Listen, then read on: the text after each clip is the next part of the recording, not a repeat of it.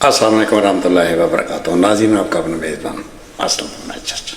एक कनेडियन शहरी जिसने सियालकोट में आकर चंद सालों पहले माइक्रो स्पोर्ट के नाम से एक बिजनेस का आगाज किया था। बड़ा अच्छा बिजनेस चल रहा था, बड़ा प्रॉफिटेबल था। लेकिन हमारी मौजूदा करप्ट हुकूमत या इसके सिस्टम या इसके टैक्सेशन की वजह से वो अब छोड़कर चाइना चला गया और वहाँ जाकर उसने यही कारोबार शुरू किया है। इससे पहले नाज़रीन, आप जानते हैं कि 15-20 हज़ार यही फॉरेन लोग जो यहाँ आकर बिजनेस कारोबार कर रहे थे, सब कंपनी छोड़कर चली गई थी। और सबसे बड़ी मईशत की तबाही की वजह भी यही है। लेकिन हमारे अंदर बैठे इन हुक्मरानों को न शर्म है न हया। आपको याद होगा कि इमरान खान के दौरे हुकूमत में यही नून लीगी, पीपल्स पार्टी और स्पेशली मौलाना डीजल कैसे टीवी पर आकर भौंका करते थे कि इमरान खान ने मईशत को तबाह बर्बाद कर दिया है। कहाँ गए ये लोग?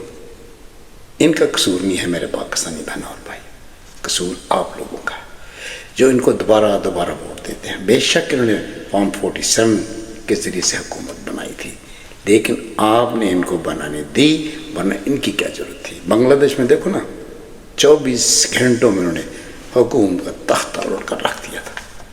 अब आपने ज़रा गौर करना है कि अब इलेक्शन में अगर उन्हें दोबारा धांधली की तो आपने इन लोगों के ख़िलाफ़ क्या एक्शन लेना है।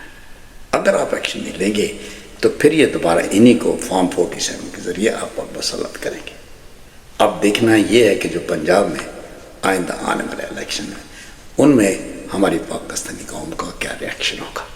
ये सब आप पर मुनहसर है मेरे पाकिस्तानी बहनों पर। अगर आप खामोशी से फिर इन दरिंदों को हुकूमत बनने का मौका दिया तो फिर याद रखना, आपका जो ये हाल करेंगे आप कभी सोच भी नहीं सकते। आपको इस कदर ये ज़िल्ल-ओ-ख़ार भूखा मारेंगे ताकि आप अपने पाँव पर कभी खड़े ही ना हो सकें। लेकिन मेरा अंदाज़ा ये है कि इस इलेक्शन में जिस तरह अब इलेक्शन कमीशन ने PTI का साथ देना शुरू कर दिया है, उसे भी नज़र आ रहा है कि आइंदा फ्यूचर क्या होने वाला है। उसने भी इनका साथ छोड़ दिया और सबसे बड़ी हमारी फतह यही होगी। मुझे उम्मीद है कि हमारा जो इलेक्शन कमीशन है इनका साथ जरूर देगा। तो अब पंजाबियों, आप पर यह सारा मुनहसर है और इनको आपने फॉर्म 47 का फार्मूला नहीं इस्तेमाल करने देना। जिस तरह ये अब 2 हफ्ते के बाद इलेक्शन का रिजल्ट देने की धमकियाँ दे रहे हैं, ऐसा आपने कभी नहीं होने देना। अब इनकी कोशिश है किसी न किसी तरीके से धांधली करके वहाँ भी पीपल पार्टी या नून लीग को जिताया जाए। फिर दुनिया की कोई ताकत इन चोरों को पाकिस्तान से नहीं भगा पाएगी। अब ये एक सुनहरी मौका है और ये सारी बागडोर आपके हाथों में। और इसी हवाले से जो मैंने अभी आपसे बातें की कि एक कनेडियन नेशनल ज़फ़र शी ने यहाँ कर सियालकोट में बहुत बड़ा बिजनेस शुरू किया था, जिसने इन लोगों के टैक्सेशन से तांग कर चाइना में जाकर अपनी वो कंपनी बना लिया और वहाँ उसने प्रोडक्शन का आगाज़ कर दिया है। उन्हीं की एक वीडियो जो मैं आपको दिखाने जा रहा हूँ, फिर फैसला मैं आप पर छोड़ता। जी अस्सलाम वालेकुम जी, मेरा नाम ज़फ़र रशीद है और मैं सियालकोट में एक छोटी सी कंपनी है बाइको स्पोर्ट्स, उसमें पार्टनर हूँ। मैंने आज से 25 साल पहले कैनेडियन नेशनलिटी लेने के बाद पाकिस्तान में आके बिज़नेस शुरू किया था और जैसे तैसे भी हालात रहे, लेकिन अल्हम्दुलिल्लाह हमारा बिज़नेस काफ़ी अच्छा रहा और हम पाकिस्तान में बहुत अच्छा काम करते रहे। हमने पाकिस्तान में वो चीज़ें बनानी शुरू की जो इससे पहले पाकिस्तान में नहीं बनती थी। लेकिन मुझे बड़े अफसोस से कहना पड़ता है कि अब 25 साल गुजारने के बाद मैंने पहली कंपनी चाइना में आकर रजिस्टर्ड की है, क्योंकि पाकिस्तान के अंदर जो हालात अब बन चुके हैं, जो हमारी गवर्नमेंट ने, जो हमारे इदारों ने और जो हमारे टैक्स के डिपार्टमेंट्स हैं, उन्होंने लोगों का एक जेनेटिक चेंज आ चुकी है लोगों में करप्शन की तरफ। आप पाकिस्तान में कोई काम जो है वो बग़ैर करप्शन में इन्वॉल्व हुए नहीं कर सकते।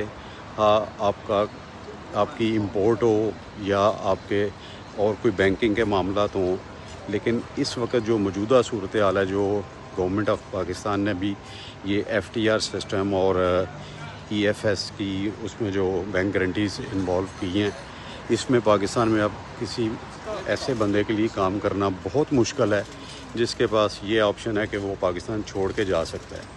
तो मैं पिछले 6 दिन से यहाँ चाइना में हूँ ہم نے الحمدللہ یہاں پہ اپنی کمپنی رجسٹرڈ کر لی ہے اور یہاں پہ ہمیں ایک فیکٹری بھی ہم نے لے لی ہے، پراپرٹی ایک ہائر کر لی ہے، جو کہ شاید اگلے 1 سال کے اندر اندر ہم اس کو بائی بھی کر لیں گے۔